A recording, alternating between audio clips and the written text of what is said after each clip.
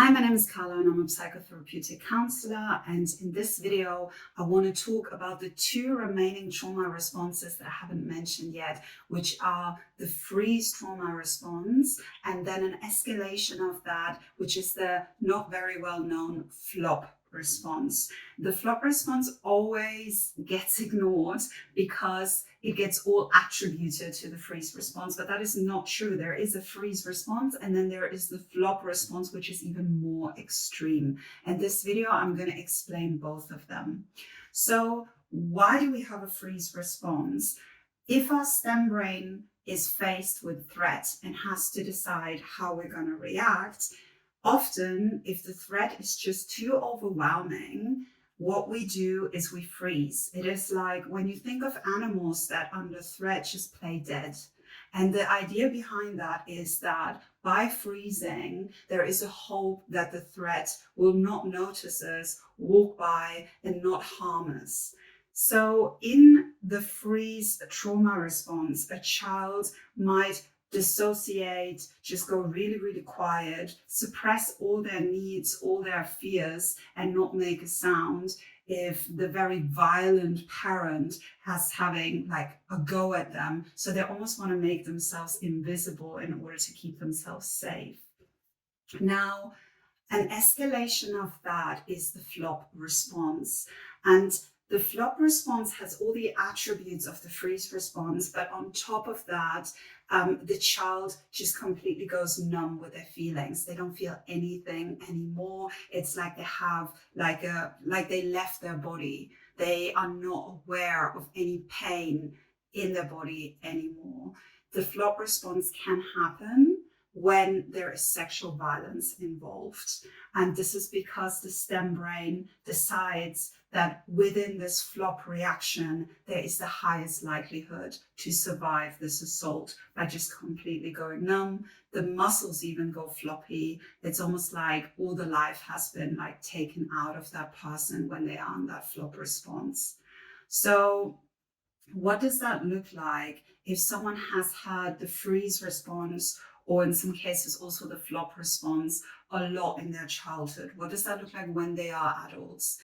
So if an adult reacts in the freeze response in everyday life situations, what that can look like is a person that is very scared of change, is very scared of new things.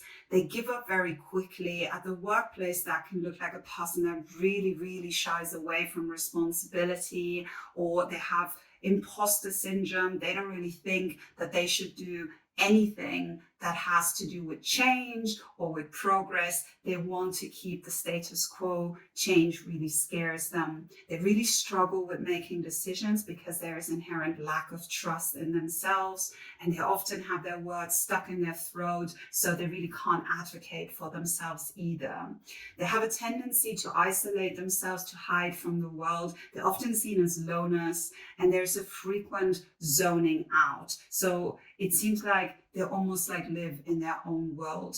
All of that are really good examples of what an adult that is wired within this freeze response could act and look like. Now, how does the flop response look like in adulthood?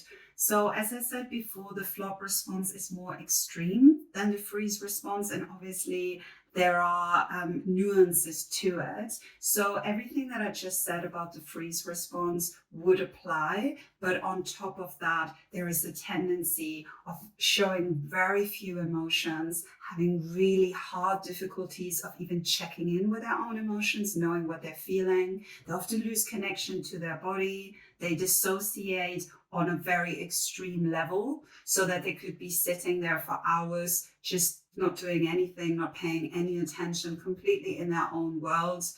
They often feel disorientated or dizzy. They feel numb within their body. So what happens a lot is this sense of, I don't really feel the pain. They might be ill, chronically ill. A lot of autoimmune diseases often are in combination with the flop response. And there is often a very strong urge of just like laying down, falling asleep, and just sleeping their life away.